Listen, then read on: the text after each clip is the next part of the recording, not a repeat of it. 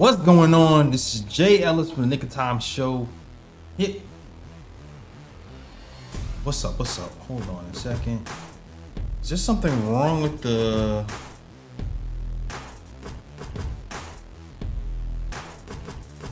feed? Listen.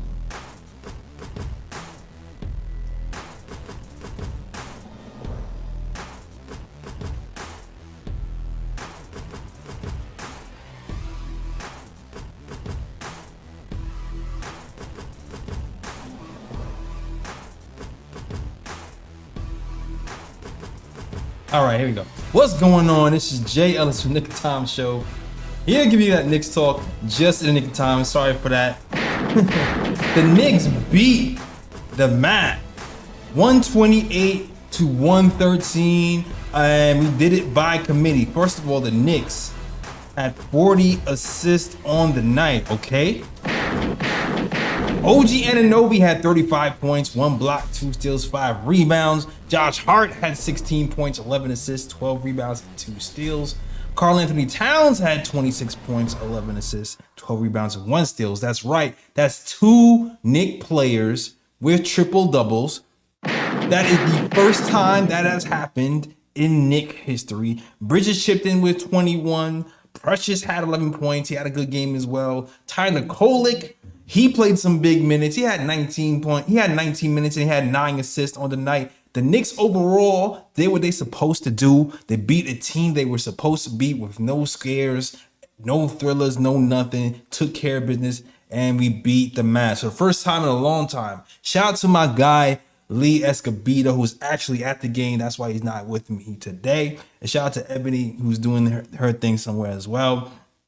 Let's talk about this game. We're gonna talk about it all: the good, the bad, and the ugly. So sit back, relax, and enjoy the show. And shout out to my people in Knicks Nation who are rocking with the KOT show. Shout out to JT Riddick, Fritz Ellisindor. I know I started a little bit early, but it's just me, fast setup. Let's talk about this win, man. Let's talk about it. Also, shout out to TikTok land. I see you guys on YouTube watching. Shout out to the people in TikTok land watching as well. Tap in with us. We're here after every game talking Knicks basketball. All right, first of all, I'm going to say this. I feel like this is the type of game where the Knicks really didn't respect their opponent at first.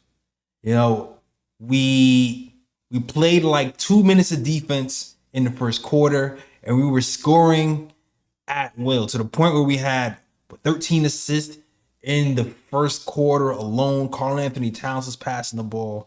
Josh Hart was passing the ball. The Dallas defense was atrocious. They really couldn't stop that backdoor play. We passed the ball backdoor, but maybe 6 or 7, 8 straight plays. And I think the Knicks defensively got complacent. And that's why the Mavs kind of kept around and stayed around. When you looked at the first half, it was 68-68, and I'm like, all right, cool. I'm loving what I'm seeing offensively. I like how we're playing offensively without our captain, Jalen Brunson. We're doing what we're supposed to do against a lowly team like the Mavs, but the defense to me was not seriously taking effect. I felt like we were kind of lazy. Karl-Anthony Towns was caught ball watching a few times. When the Mavs were moving without the ball, we didn't really follow them because, you know, the Mavs don't have a real superstar for real. So they have to rely on cutting and not so much ISO. But so they got a lot of movement and a lot of off-ball action, and we did not seem to match their intensity on the defensive end. But then on top of that, as I say, they didn't have a lot of ISO. You have another whose man's at this moment where you have no name non-Knicks scoring and kind of making us look bad in the first half. So when I'm looking at the game, I'm like, okay, this is not what I want to see from the Knicks after scraping by versus the Wizards. We have Najee from the Dallas Mavericks scoring at will. He had 28 points. Najee Marshall, 28 points in the first half alone. He made, I think Tommy Beer had a stat up. Shout out to Tommy Beer, who's my go-to guy for stats and facts on Twitter. Tommy Beer had a stat up that he was right up there with Luka and Kobe with the amount of field goals made in the first half. So nowhere in hell should a no-name guy be up there with Luka and Kobe as making that many field goals. But to Tom Thibodeau's chagrin, I know Tom Thibodeau laid out the Knicks at halftime, and the Knicks take heed because that third quarter is when things really started to turn around for us defensively. And when you're talking about defense, I think you have to kind of start off with OG Anunoby, who has been relatively healthy this year. And if he reaches 65 games this season, he will then qualify to be on the NBA All-Defense team. And I think you have to take a look at OG Anunoby as All-Defense this year. I think a lot of the defense really started with him. It started with kind of like a turnover in the third quarter. We only forced 4 turnovers on the Mavs in the first half, kind of uncharacteristic of what this team was doing for his last few games. We had a couple of games where we had 13 and 14 steals, so not to force a turnover and only 4 turnovers in the first half is crazy. But we started off with OG Anunoby forcing turnovers in the first half, getting in the open break, shooting threes, and finishing at the rim. And I felt like that got us started. Then you have Cam Payne, who took the challenge defensively, stepped in front of Najee, and drew 2 fouls, offensive fouls. So shout out to Cam Payne. Then we had Karl-Anthony Towns, who I've criticized all season for not shuffling his feet, playing defense, and bringing the intensity has really been up and down. And that first half, he was not playing defense at all. I remember a specific play where Josh Hart was contesting from behind on, I believe, a Najee drive. Karl-Anthony Towns was in front of him. All he had to do was raise his hands. He did not even put a hand up, and it resulted in the Mavs layup. It was a completely different Karl-Anthony Towns in the second half. Second half, Karl-Anthony Towns is running up to the foul line, putting his hands up. He's switching, he's hedging. Karl-Anthony Towns really put together a really solid defensive second half, actually picking up 3 fouls on the defensive end. He had no fouls in the first half at all. 3 fouls in the second half of that game, which kind of lets you know that, okay, now he's starting to at least be engaged, because I felt like he was completely disengaged in that first half. So I feel like OG Anunoby, Karl-Anthony Towns, Cam Payne really picked it up defensively. Then you have Mikal Bridges, who had a block from behind on Spencer Dinwiddie. Then we had a lot of the second unit, led by Kolek, who also continued defensively. We had Kolek. We had Precious Achiuwa, who had a block. We had Shamet, who was playing really good positional defense. The whole team just seemed to get the message in the second half, and we're going to have to continue that type of play moving forward. We play the Clippers tomorrow. We got to remember the Clippers really beat us bad. That was the first game of a back-to-back when we lost to the Clippers without our captain. We're not going to get away with beating the Clippers if we kind of work our way in slowly defensively. I expect to see a different Knicks team tomorrow when it comes to the Clippers. I expect the defense to start off from the rip, especially because these guys are playing a lot better. They're playing a lot better. James Harden is playing better. Kawhi Leonard's hit a game winner the other day. It's going to take a lot more to beat the Clippers than it did the Mavs without, Kyrie Irving and the rest of their cast, because they dressed only 9 players today. So we have to bring the defensive intensity that we saw in the second half into the game tomorrow. All right. But overall, great game by the Knicks. Karl-Anthony Towns passing proves to be something that the Knicks lean on without Jalen Brunson. The backdoor cuts went really well. I also feel like it seems like his thumb is completely healed because he's shooting the three ball pretty well, although kind of waiting away in that second half.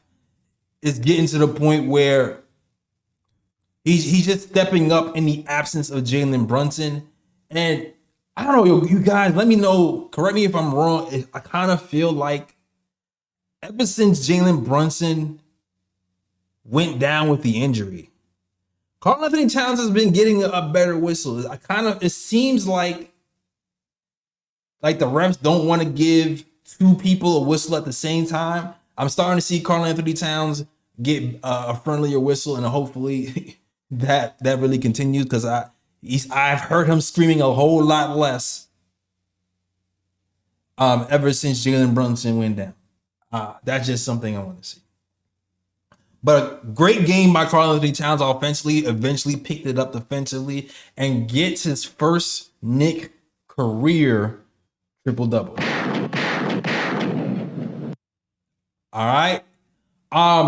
Also, you have to highlight Josh Hart too, who has 9 triple-doubles on the night.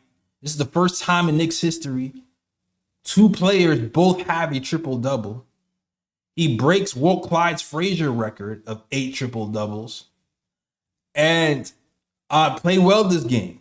And one of the things that you have to highlight when you talk about Josh Hart is not even just the rebounding, because that, the rebounding is usually there. The passing and leading the fast break, that's usually there. But it's the shooting, man. It's the shooting. It was obvious that the Dallas Mavericks plan was to let Josh Hart shoot, and it took him a little bit to get into rhythm and get the confidence to actually take those shots. He was kind of frustrating me a little bit in that first quarter, but then he started to get a little bit more aggressive, and then you turn around, he shot 2 of them, and he made 2 of them. So Josh Hart, 2 of 2 from 3, 6 of 9 from the field, 12 rebounds. 1 offensive plus 10 on the night. Josh Hart had a really good game. Had 16 career triple doubles. And you know what? It's funny. I know there's people who forget Tibbs and against Tibbs. And we've been critical of Tom Thibodeau on this channel. But like when people talk about development and Tom Thibodeau doesn't develop, they usually say that because he doesn't play the rookies outright, like Tyler Kolek, right? And here's the thing. Tom Thibodeau does not play young players enough. Actually, I've seen a statistic that says that says the rookies have played less minutes on the Knicks than any other team in the league. So there is some credence to some people's criticisms of Tom Thibodeau and his rotations and his lack of playing time for the rookies. But at the same time, when it comes to development, he has developed. To me, he's developed Emmanuel quickly. To me, he's developed Deuce McBride. But also, when it comes to development, you also have to look at other players who have been traded to the Knicks and actually start to play better once they become a Knick. Like Dante DiVincenzo, who's had a career year from 3-point line against the Knicks, at 3-point line with the Knicks. You also have to look at, Julius Randle was an all-star before he was under Tibbs. And then you're looking at Josh Hart, who has not had a triple-double until he became a Knick, and now has 16 career triple-doubles in his career.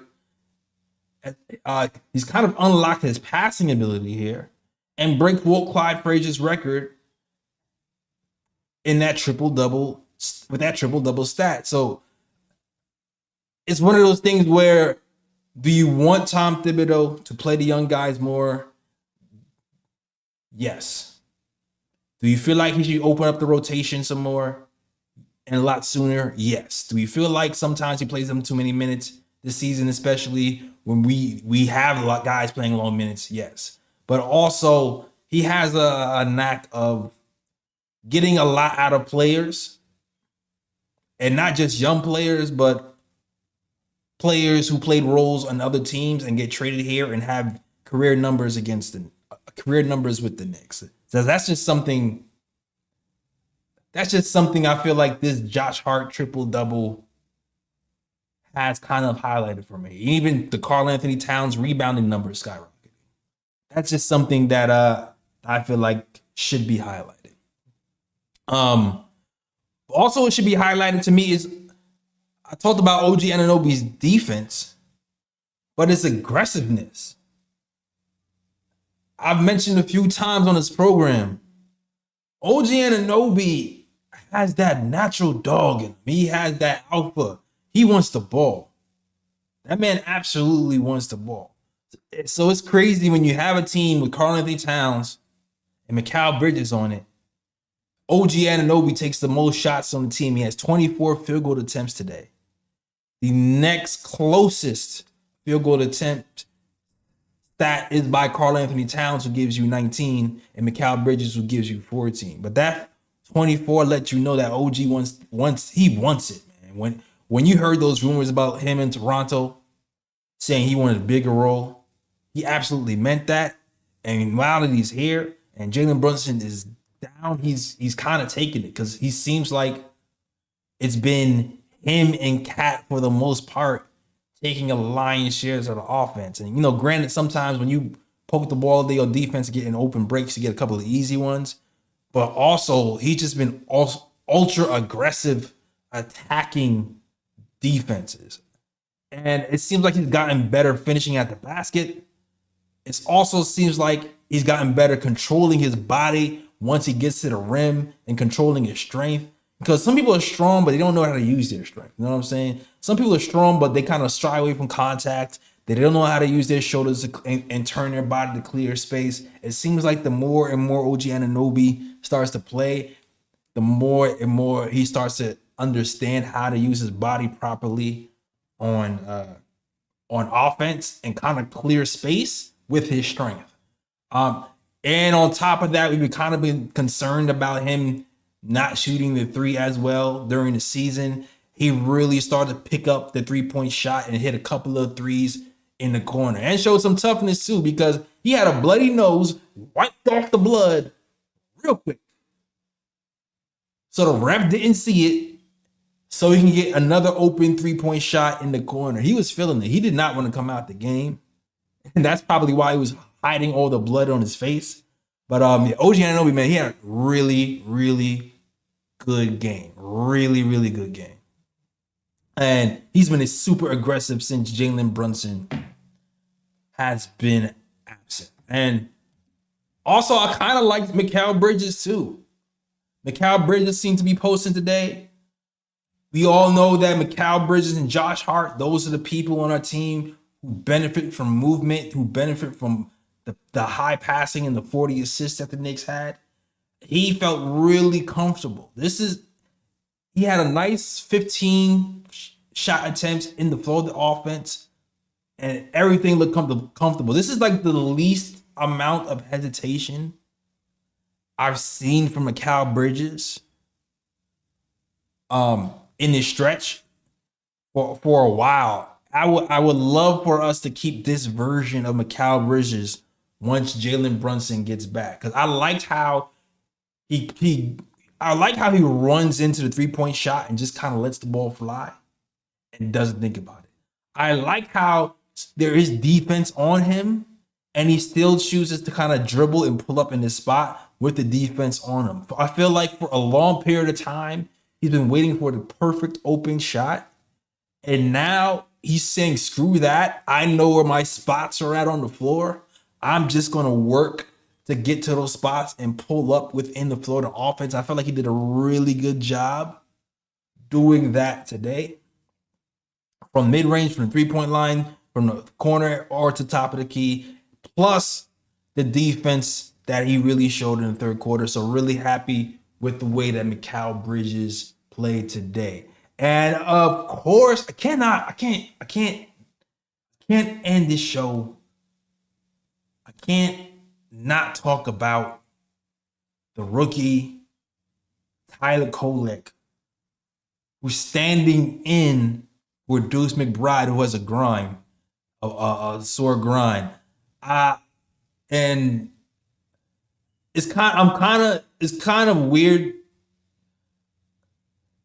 Tibbs should not have played Deuce McBride on that back-to-back game with a sore grind in the first place.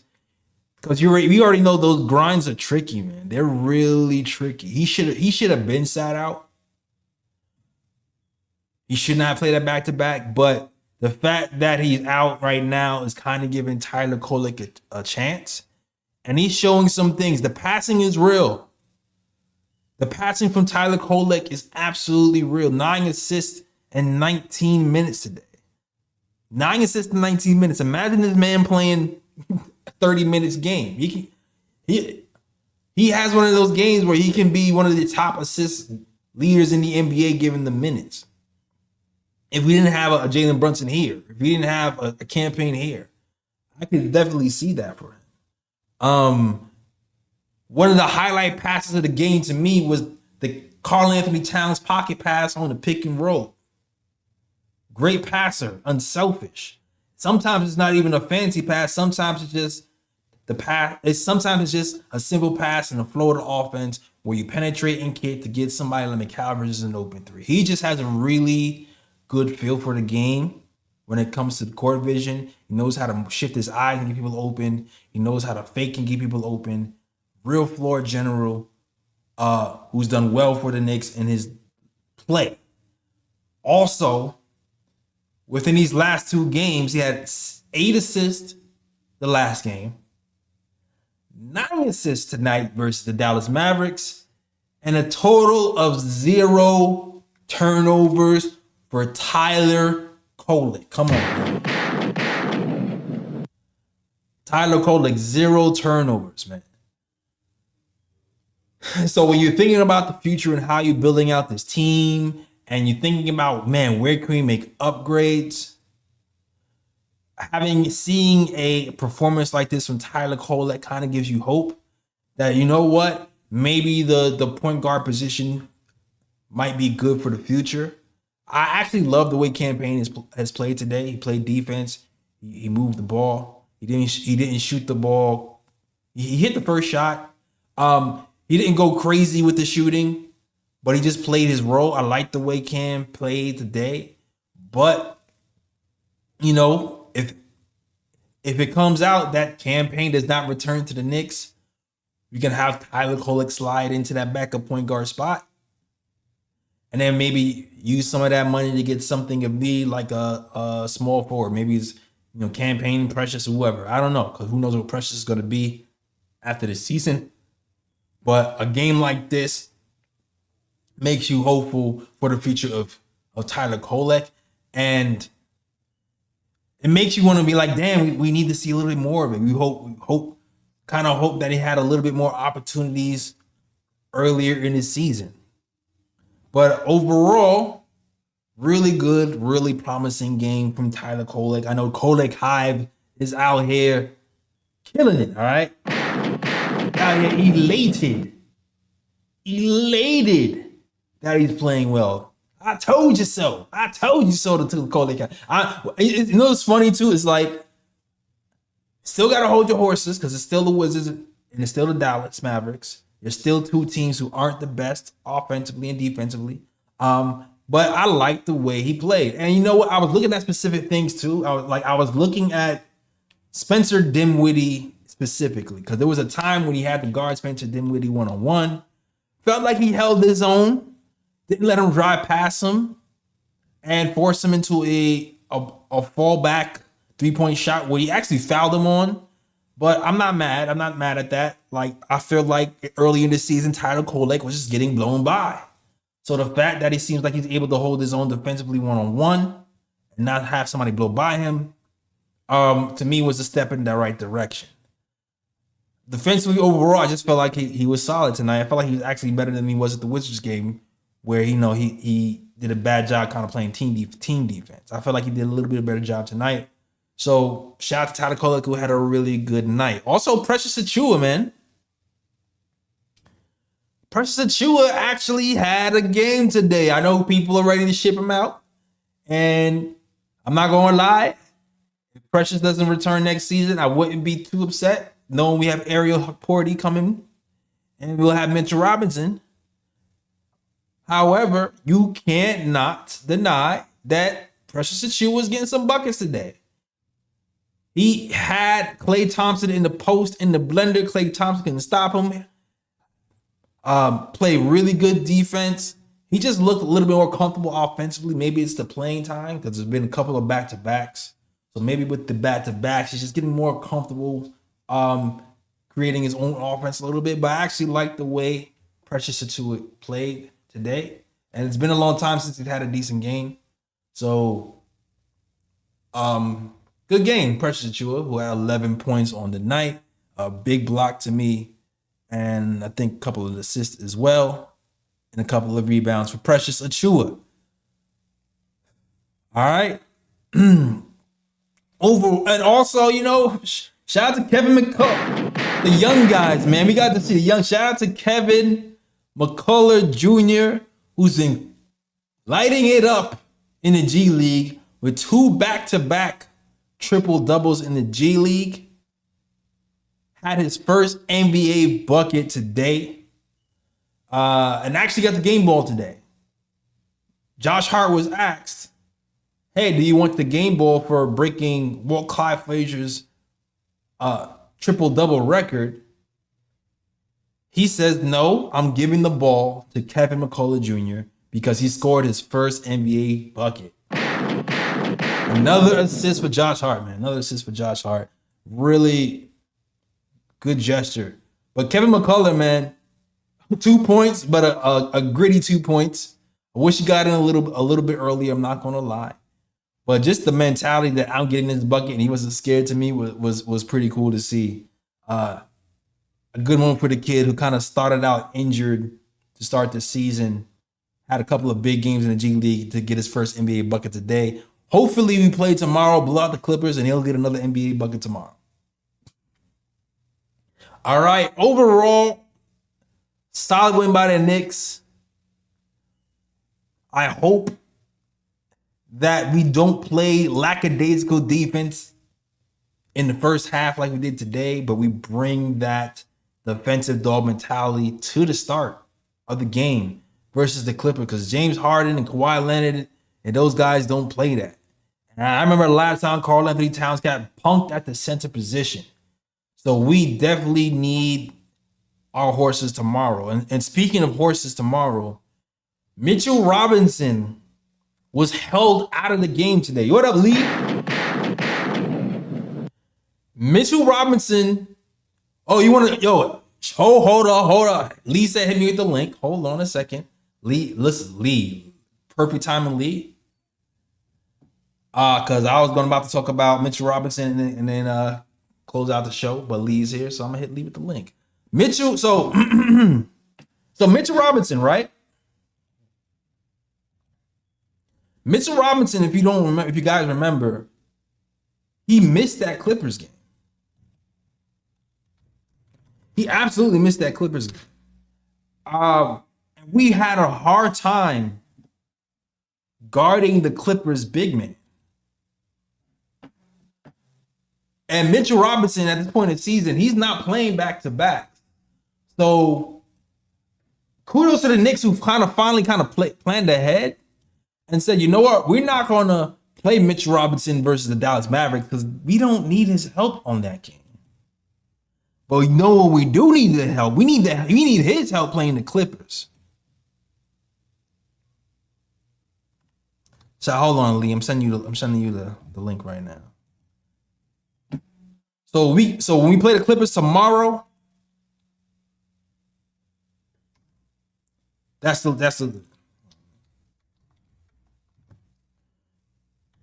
So we play the Clippers a lot tomorrow. We will have Mitchell Robinson here, thankfully, for the Knicks. So let's get ready for that. We're gonna have extra defensive help.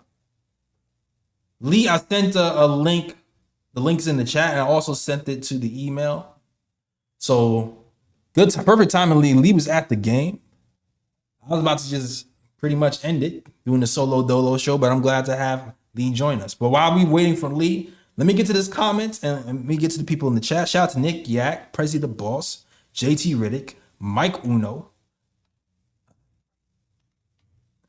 Keith Watkins, and everybody else is rocking with the KOT show. Shout out to the people in the background who's watching but not saying nothing because they shy. Shout out to you guys as well. If you like the show, hit that like and subscribe. We here after every game talking Knicks basketball. Usually have my crew with me. Usually it's Lee Escobedo. Usually it's Ebony, but it's me today by myself, solo dolo, doing the show for you guys. Hopefully you enjoying the show and enjoying the insight of today's game. All right. Nick Yak says we fixed point guard with Kolek and center with Mitch and Huckporty as backups. I agree. I mean, we fixed point guard with Jalen Brunson. Let's be clear. Kolek, to me, he just has to continue being solid defensively. And once he's solid defensively, his natural passing ability is going to take over, and he'll be fine. He'll be the backup point guard for the Knicks, and hopefully the backup point guard for the Knicks for years to come. I kind of feel like he's one of those players that can really unlock a lot of people, from Mitchell Robinson to Mikal Bridges. You already saw the first game. He had like 7 assists. 7 of those assists was to Mikal Bridges, the guy who likes to move without the ball. So I feel like with more time and more growth on the defensive end, Kolek is going to be really good. Prezi says Machine Gun Esco's in the building. KOT gunshots. Yeah, I'm hyped. I'm hyped to have my brother here talking this basketball with me, for sure. And my guy just entered the room. Shout out to my guy Lee. He just entered the room. So let's get it. Let's get it. My guy Lee Escobedo came with this shade. Listen, Escobedo, Lee, congratulations, first of all, Lee, for breaking the curse, because you have not been in that Dallas arena for a Knicks win in how long? I don't know how long, because last 3 or 4 times you've been on, it's been a loss, and today you witnessed the win. So congratulations, man. Thank you, brethren. Thank you.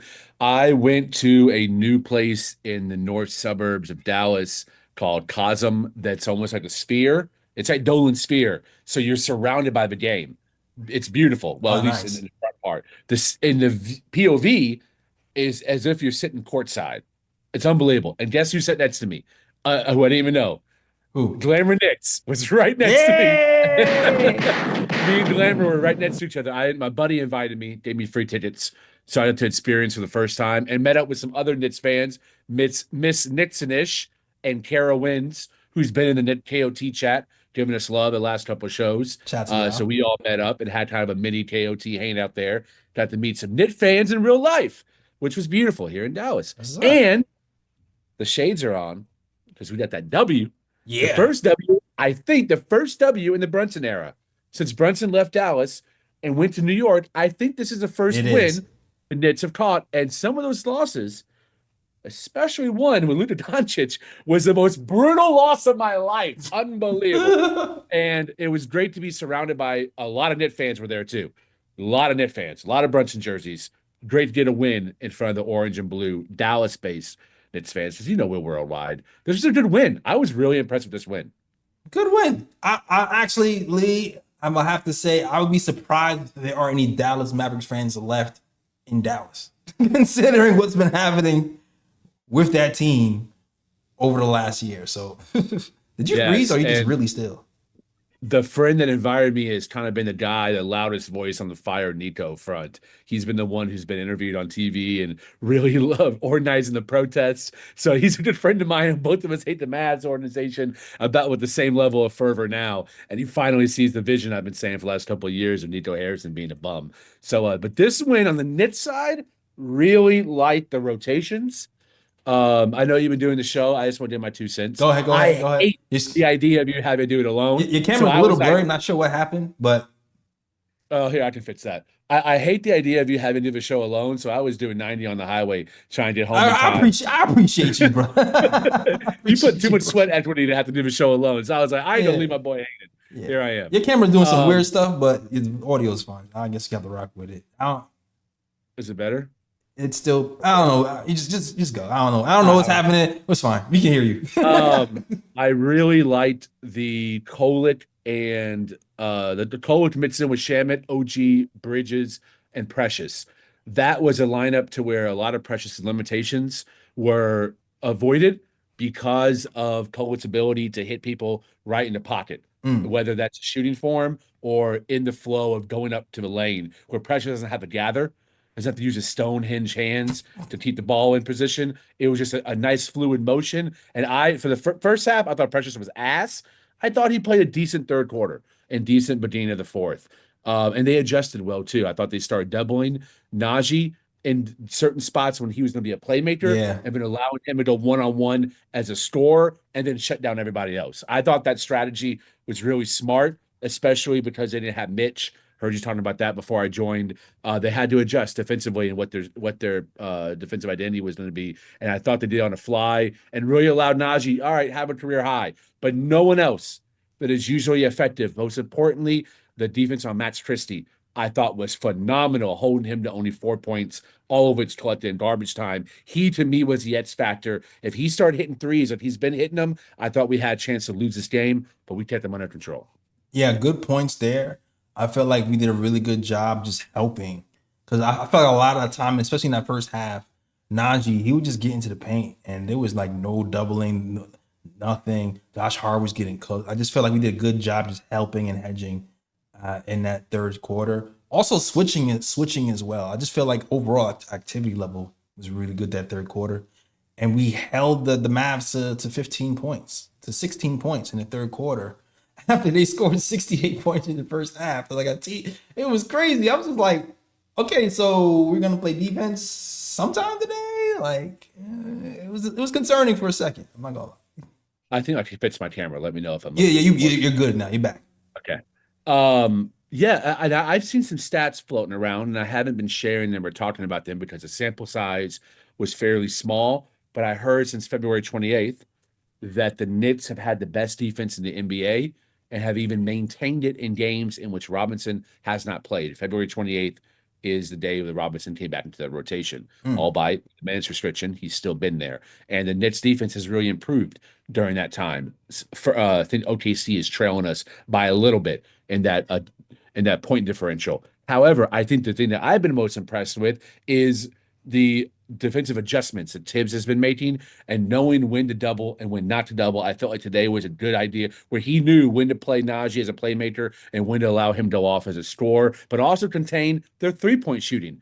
That's really the way that they are trying to cultivate shots right now. Mm. Since they don't have AD or Kyrie to run the offense, they're doing a lot of off-ball movement. Guys are coming off screens. Klay Thompson started getting hot in the first quarter. They adjusted and really turned the valves off on him to make him not be a threat and also attack him when he's a defender. They were really hunting Yeah. Klay Thompson and pick and roll, and he got cooked. I mean, he's as washed defensively as I've been saying he is offensively. And without Luka or a generator like Kyrie to have him getting his spots and those pocket passes, Kolek style, get him in rhythm to where he's in the flow of the shot, so that it's easier not having to create separation with a defender. We did a job of forcing him to take really tough perimeter shots and really tough mid-range shots too. Thought we contained Ty Jones, who's really been on a tear lately as a lob Yeah. threat. We really got him under control and didn't let him get baseline, kept him out of the paint and in the mid-range spot where he's completely ineffective, totally. And not let any other surprise character go off for 30 as is in its history under the Dolan era. Also, 2 guys triple doubles first time in its history. Damn, man. And you called it early in the game. I saw your tweet about Karl-Anthony Towns thinking that he might F around and get a triple-double. He was in his playmaking bag. Really liked the way he stepped up and said, I'm going to be the guy that initiates OG and Bridges. I'm going to get those 2 guys involved. And I thought he was really effective in helping his teammates for the first time in a while, looking for his teammates and really trying to him in positions where they're going to thrive and hit clean shots. Yeah, that backdoor cut thing was like a staple from really Ooh. like night one. Night one, I feel like we went to Carl Anthony Towns. It was backdoor plays after backdoor plays. and that really opened up the game offensively for us. It's funny. I felt like it was kind of fool's gold for us. I felt like we were so comfortable offensively that we felt like we didn't have to play defense for the first half, and it kind of bit us in the ass. Because and then it's like, then Tip was like, all right, now you guys, two sides of the ball, please, and then we kind of turned it up. But Karl-Anthony Towns for sure. Like when I saw he had 4 assists in like 5 minutes or something crazy like that in the first quarter, I was like, okay, I already see where this is going. This is triple dub night for Karl-Anthony Towns. First Nick triple double in his career. Loving it, man. Pure speculation and conjecture. I'm gonna go out on a limb and say I think there's probably a players only meeting. I know if that was to happen, that the Knicks are a tightly lipped team, and I don't think the press, even a guy like Ian, would know about it. And maybe if Ian did, maybe he wouldn't even report on it, just for the sake of how it helps the team. It felt like there was, because I felt the communication was better this game after a tough 2 and 3 5-game road trip, I believe. Back at the Garden, I felt like the guys are really looking for one another, especially lean with Karl-Anthony Towns, Josh Hart being more of a playmaker than he's been in the last month of March. I like the ball movement, and that continued when the bench guys came in. Love the short garbage time, the 3-minute garbage time for McCullough and Tyler Kolek and Pacome Dadiat Yeah. sharing the court. And it made me realize that this short-term band-aid of Payne and Shamit and Precious, it's really inconsequential, because I think Leon is really banking on all 4 rookies we drafted. All 4. But the plan is for Walt Perrin to develop those guys into rotational players in the next 2 or 3 years. I think they're a part of a championship plan where you will see different guys into the rotation as others age out or their contracts expire, and those 4 rookies become, in 3 years, part of a 9-man rotation at their positions. Yeah, it's funny because we criticized Tom Thibodeau for not playing rookies, and some of that criticism to me is valid. Um, but it's like something stood out to me today that one of the announcers said, and one of the announcers said Tom Thibodeau asked for Kolek, like he wanted Kolek to be a Nick, and you know who else Tibbs wanted to be a Nick? Deuce McBride. And Deuce McBride didn't hardly play anything the first year or two. And then the trade happens. All of a sudden, he's in the rotation. He gets money, and he's a big contributor to the Knicks. So just me hearing that made me kind of more confident that, all right, Knicks fans might be anxious now because they're seeing campaign, but there could be a long-term plan for Kolek. And maybe you've other players too. Man, I think I said this back in summer league. Kolek has something special.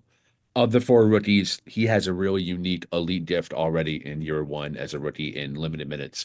No team, Tommy Beer, shout him out on Twitter. He has been posting throughout the season that the Knicks have collectively played their rookies at a bottom leading in the NBA for Right. combined minutes of their first year. He also included second year, which is hilarious because the Knicks have no sophomore players because of that Josh Hart trade that gave the pick to Portland for Chris Murray. So he conveniently left that part out. It makes it look worse when in Yeah, put some reality, sauce on it. we don't. We don't have a It's still sophomore valid. player. It's still valid. It is, and also have to account for Hot Porty getting injured. So that those minutes might be skewed. We would still be bottom 3 regardless, but I think we're dead last because of Hot Porty's injury. I don't think Hart Porty plays over Precious. Oh man, you might be, bro. You might be right. I don't know. There was a period where he was. He took over Precious's role in the rotation. Would that have stayed the way with the playoffs? You're right. You're probably right. No, but damn it, he was making a strong case that he should. Yeah, I think he was threatening. That's why there was like Tibbs was teeter-tottering. But I still feel like it's too much money in there's too much money in politics for Ariel to outright play over Precious this season. Just because it's like a contract year for Precious. Who knows who's gonna be here next year or not. And he's a veteran. Like I feel like it wasn't going to happen even if Ariel did outplay him. Very fair. I've been doing a lot of research lately. I'm going to eventually talk about this on the show, but I've been studying the blueprint of Gerson Rosas. Shout out my LinkedIn friend on LinkedIn. He stays spying on my profile for some strange reason. That's But funny. I've been looking at him. He is an acolyte of the guy in Philadelphia who was previously in Houston that James Harden said is a liar. What's that guy's name? Oh, Um, who was the GM for the 76ers? Yeah, he's a current GM of the 76ers and a previous GM of the Houston Rockets. I can't remember what his Dan, name it started is. with a D. Maury. Maury. Maury. Daryl. Yes. Daryl. Daryl Morey. Yeah, not Dan. He Daryl. he was like the mentee of Daryl Morey back in Houston, Hmm. and then was hired and took his blueprint of analytics to Minnesota. And I've heard some stories. It was a story of Jeff Teague talking about Gerson Rosas, trading him because of how analytically driven he was. So I've been doing a deep dive, looking at all the different moves that Gerson Rosas did while he was president of basketball operations after Tibbs was fired, and looking at how he built that Minnesota team, who he drafted, what free agents he signed, to get a sense of what kind of moves can I foresee the Knicks doing, because Gerson clearly has one of the loudest voices in that that Leon Rose contingency. I think he trusts him, Tibbs, and Worldwide West, and Mm. Brock Aller. That seems to be the brain trust. Only one of them has professional experience running a team. Well, two if you count Tibbs. Gerson has actually has success running a team. So I think that's going to be a big clue. How he's built teams in the past to dictate how are the rookies going to fit in? What kind of players can we foresee him going after this summer in free agency? What kind of trades would he make based on prior trades and based on also the thinking of Daryl Morey and how that Houston Rockets was constructed around James Harden? So I've Interesting. been doing a lot of research. I look forward to bringing up some theories. I think I'm gonna do it during the off season when it's a little bit more dead air and games aren't going on. And also it's prime time for Rosas to show those connections. He is the reason why Karl-Anthony Towns is finally a Knick, was because of that relationship and him being there during his tenure and building around him at one point as well. So I think that the rookies, that's why my argument for the rookies being a big part of the rotation moving forward is all those rookies, well, the three perimeter ones, can all shoot threes. They can all play at least two positions, and Pacome and Hotporty and McCullough look like they can guard three, maybe four positions. That diversity is going to be very important moving forward, as well in terms of what the roster looks like around Cat and Brunson. Good point. Hopefully it's just not all analytics and stuff, because sometimes you need the dog. Sometimes that dog is the equalizer. Sometimes, man, it I really agree. And is. that's why I think Gerson is one of many voices that Leon looks to. He's not the only voice. At Worldwide West, I think it's more the personality fit. Hmm. Again, all conjecture. And then I think Brock Hour is the financial fit and the culture fit. And then you have Tibbs giving his input as well on what kind of roster, who, if he would play him or not, right? So that we don't run into a Fournier situation again. Got you, got you. Makes sense, makes sense. Lee killing it, man. I'm loving the breakdowns of shows, man. Appreciate it, Lee. My man, appreciate you, bro. Yeah, man. Yeah, man. Yeah. Well, I don't have anything else to say. I kind of, I've you've added another wrinkle to the post game things. Mentioned some things that I haven't mentioned. Also mentioned some things I forgot to mention, which is also this was also dope. Anything else you wanted to mention about the post game, about the game itself? I would say Mikal Bridges got a little bit of his aggressiveness back. Liked how the offense was running through him in the first. Well, it's running through Cat, but he was a primary scoring option Yeah, in the first half, and I loved him set the tone. We need that with JB out. JB is really the tone setter in the first quarter. We need Bridges to step into that, and then Cat kind of took us home. Second, love the finishing ability. OG's layup package looking good around the rim. The pump fakes are starting to become more efficient. He's getting guys off of him to where now he's wide open in the dunker spot and he's getting those easy dunks. Sometimes he would go up and the position of where he would fall would make me hold my breath because there's usually a guy under him. There's a foot under him. If you watch a Jason Tatum injury yesterday, that can be catastrophic. I think now he's starting to understand how to use pump fakes and his body and jabs to get space once he's under the basket, and in transition to use angles better and the backboard better to be more efficient as a one-man transition option. If we have that in the playoffs, ooh, man, this offense going to look good. yeah. Great minds think alike. I mentioned that. I mentioned how I mentioned how OG seems like he's learning how to use his body more and using his strength. And Mikal's Yep. Bridges' aggressiveness and how he just looks really comfortable. Like he's does. not even thinking anymore. It's just instincts are happening, which is where you want him. So yeah, those two Wingstop looked really good today.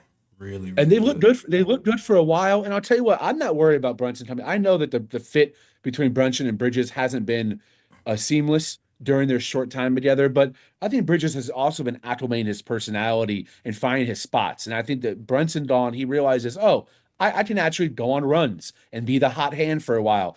I trust the chemistry from Villanova to carry over to the NBA. I'm not worried about that duo working in the playoffs. I actually think this roster is built for playoff success more so than regular season. And I think that regular season build is what Cleveland has right now. I think we're going to see an inverse in the playoffs of competitive nature. The Knicks, I think, are going to be the better playoff team. The Cavs are definitely the better regular season team. But we'll Yeah, see that flip. yeah, it's funny because well, this is a good time to talk about all the news because this has been reported that Jalen Brunson seems to be ahead of schedule as far as his Our rehab. man. Let's go. Let's go. Gunshots from boy Let's JB. go. He hasn't been practicing with the team, like playing scrimmages or anything, but it seems like his activity level has ramped up, which bodes well for us because we want him to be in rhythm going into the postseason. So it's great because it seems like if we get him back early and get him some rhythm because we have like what 11 games left. Also Mitchell Robinson, he's starting to catch his stride. Well, it seems like listen, all things said and all things considered, you want to be at your healthiest and rested in the playoffs. So for me, looks like Karl Anthony Towns' thumb look like it's better. Looks like our defense is ratcheting up. Mitchell Robinson, he's gonna be fresh coming into the playoffs. And Jalen Brunson should also be fresh going into the playoffs with some actually games against the Cavs, the Celtics to kind of like tune up his game in for the playoffs too. So it looks like the timing might be right for us to kind of catch a groove before the playoffs. So Yeah, I've been listening to a lot of spaces and videos. I caught Eddie and Sonny's show last night, the Knicks Roundtable. Shout out those guys. I found a new guy. Sonny is someone who I was unfamiliar with, and he made a lot of good points that I vehemently disagreed with, but I love the way that he argued. One of them was that Karl Anthony Towns is not a real second option, which I definitely disagree with. I think Karl Anthony Towns is absolutely a championship second option, and he doesn't have to be a Moses Malone or a Kobe Bryant level second option because of how he's balanced behind him with Bridges, OG, and Hart. That security blanket of having three guys that are really above average on every part of the game, except maybe shooting with Hart, but that's coming around. That I think makes Karl Anthony Towns have to do less in that role than other second options have to do around the league because there's a huge drop off between option 2 to 3 and then 3 to 5. We have a very good balanced starting five of offensive guys. And if Hart can keep a 3-point shot going, Bridges can keep the aggressiveness going, and OG can keep the transition scoring going, we're going to be a really dangerous playoff team. This is a group of guys that I think are built for the playoffs. They're guys who are going to play better in the playoffs than the regular season. I don't feel as confident in DeAndre Hunter and Jared Allen and Evan Mobley and the history of Donovan Mitchell for them to play better in the playoffs than they've been playing the regular season. So I'm looking at the standing right now, bro, and I'm like, with that Dame Lillard injury, Milwaukee and Detroit could flip. We didn't sweep the Bucks with no Dame. I'm not trying to disrespect Giannis, but we're too good for Milwaukee to try to compete against us without their second best player in Dame Lillard. nah, you're absolutely right. And for those who don't know, if you missed the announcement, Damian Lillard has been diagnosed with a deep vein thrombosis. This is blood clot in his right calf and is out indefinitely. So that's a huge blow for the Bucks. Huge. It's man, and it's crazy because the Bucks have kind of been the Bucks have won the championship, and they've always kind of have the talent, but they've always kind of been fighting father time. And they got rid of Chris Middleton, who was losing to father time, sent him to the Wizards, and got Dame Lillard, who is a smaller guard, but also a smaller guard who's also often been injured. And so it's like, although like, their ceiling might have raised a little bit because they have a talent in Dame Lillard, that father time thing kind of still haunts them. So so And you're depending on Kyle Kuzma to be your second best player, which I think is the third best player. He's showing you'd win a championship with him as a third option behind absolutely. LeBron and AD. Behind LeBron and AD, he can be a third option. But a second option on that roster with Doc Rivers as coach, I see barbecue chicken personally when I look at them in a playoff picture. I'm not scared of Detroit at all. I think we win in 5, but Milwaukee we sweep. And I don't know if it's a good thing or bad thing to be faced up against such an easy opponent, but based on our track record in the playoffs, I'll take an easy opponent because we went through some really difficult matchups in the second round the last couple of seasons. And even Cleveland is a first round. Philly is a first round opponent. That's tough. A hot Atlanta team 4 years ago. So I would love a barbecue chicken opportunity where we can smack up on the Bucks and then go into even Cleveland or Boston in round 2. Yeah, I agree with you. It would be nice to just kind of chill out the first round, do what we gotta do, rest up, not play a grueling 7-game series, For real. and just get something going in 4 or 5, and kind of wait it out. Get Brunson and Robinson some rest and keep the train going that way. Yep. For sure. All right. And man. Can't wait to have Brunson back. And can't wait to have the guys back. I want to see what this offense looks like with Brunson reintegrated. And like I said before, like we have so many offensive options. Like I know people will expect the best out the gate, but it takes time when you have multiple people who can get buckets to find the right balance of passing and scoring, and it takes a while. Yeah, OG, McCall, Brunson, and Cat. So it's gonna take a second for things to click, and that's just basketball, man. That's natural. So don't give up on this team offensively. We have Mitch who's gonna help us defensively. I think we're heading in the right direction, and well, we just gotta wait it out and see what happens. Playoffs are coming, man. I can't wait. 100%. All right. Dude, do you have any ooh bro picks? Bruh pick just to injuries in general. Prayers up for Dame. Prayers up for Jason Tatum. If Jason Tatum is out for an extended amount of time with that, I watched that game in real time and it looked really brutal. He ended up hitting his free throws, but so did Kyrie Irving, and Kyrie Irving's out for the entire season after tearing his ACL. So I hope Tatum is not out for the season. I would not ever want to get that type I see that as a bonus for the Knicks on their road to trying to win a chip. They would feel like there was an asterisk, Yeah. but I do think it does open if he is out for the playoffs, the East is wide open. Anything could happen this year. I still think the champion will come out of the West this season, but if he's not there, Boston's very beatable. So that makes things really interesting. And also shout out Juju Watkins, who took a really brutal knee injury that might affect her career moving forward. That's so unfortunate, man. It is. She looked to be the next star of a WNBA and was already dominating college on one of the greatest seasons of all time. So yeah, unfortunate. Super unfortunate, man, for sure. Super unfortunate. Yeah, that's some good bro picks. Oh, Fritz said the text chain. Oh shoot. That's the bruh. That's a Bruh. Oh, hey Darth. Yeah. What a dipshit. Yeah. It's the apparently plans for the US to bomb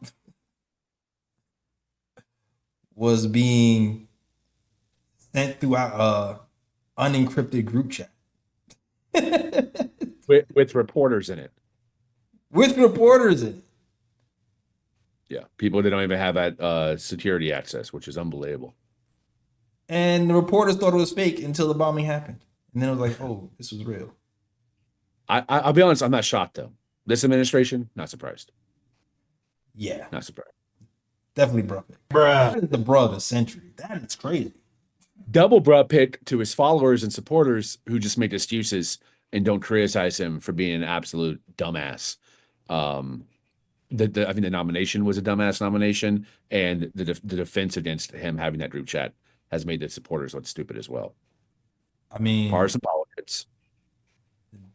it's been the stupid train has done left the building, to be honest. But You got me there. it's like now they look No stupid. argument. Okay. Yeah. True. Oh man. True. I digress. All right. I'm pretty sure Trump supporters probably left the show by now. All right.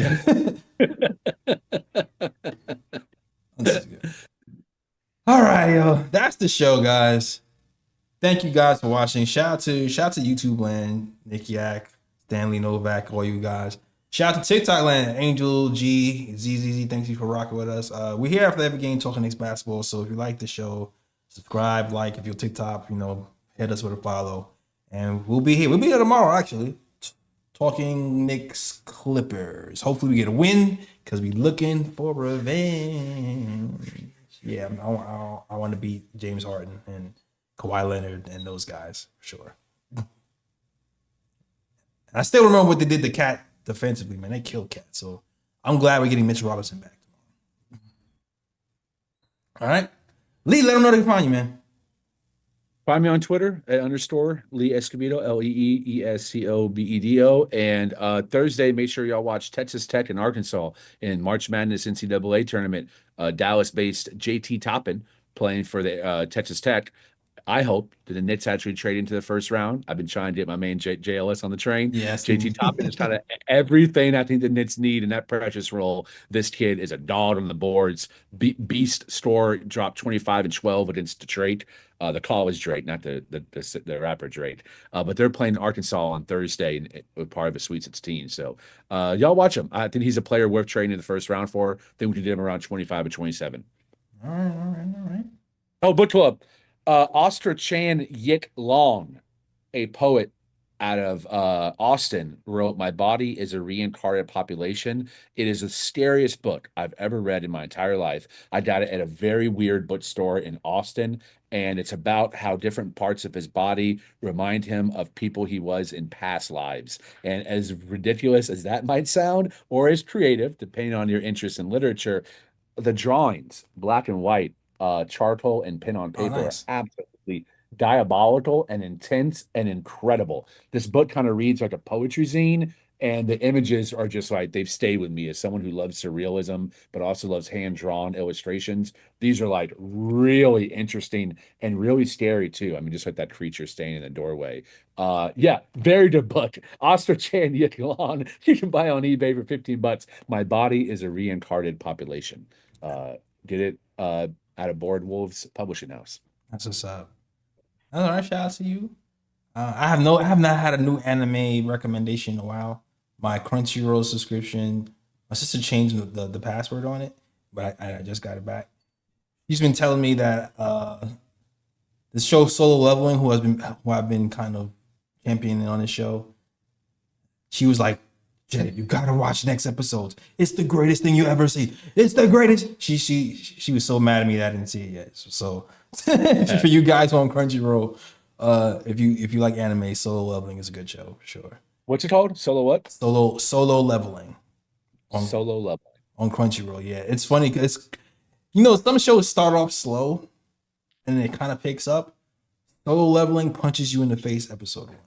You don't. I like that. Yeah, you don't get bored. It's not, the story's got to build up. Nah, episode 1, you're in, and the momentum carries. It just keeps carrying. So, yeah, it seems. I said that I'm gonna give it the first episode to watch. Yeah, exactly. And right now it's on season 2. Also, funny enough, I've been watching Game of Thrones. So if you need a recommendation, Game of Thrones is amazing. Yeah. Amazing. I like House of Dragon a little bit better, surprisingly. You like House of Dragons a little bit better? Interesting. I think I'm in the minority on that one from everyone that I've talked to. You're in the minority. Okay. Like Game of Thrones, but I don't know. I like it. I like the actors better. All right. Well, I mean, I do like the storyline from Game of Thrones. I like that whole story arc with the Queen of Dragons, and so I'm like, okay, I'm looking forward to getting to the House of Dragons. That is my favorite storyline on Game of Thrones so far. So yeah. I'm actually looking forward to the House of Dragons once I finish Game of Thrones. So yeah. That's why I like it better. Is I love the relationship between how a person or a dragon chooses a person, chooses a writer. That's my favorite part of a show, and that series goes very deep into it. The connection, which is more metaphysical as it is physical or emotional. Very interesting. All right. Give me something to look forward to. That's what's up, Lee. All right. You got super nerdy at the end. For you guys who are still watching, appreciate it. Per usual. That's the show. Thank you guys for watching. And yeah, I'll see you next time. As always, shout out the World Wide West. Everywhere we go, we leave a worldwide mess. it's a mess out here in these Knicks YouTube streets and TikTok streets. That's right. The fireworks going off will be here tomorrow. That's the show. We out of here. Peace. York, New York, big city of dreams.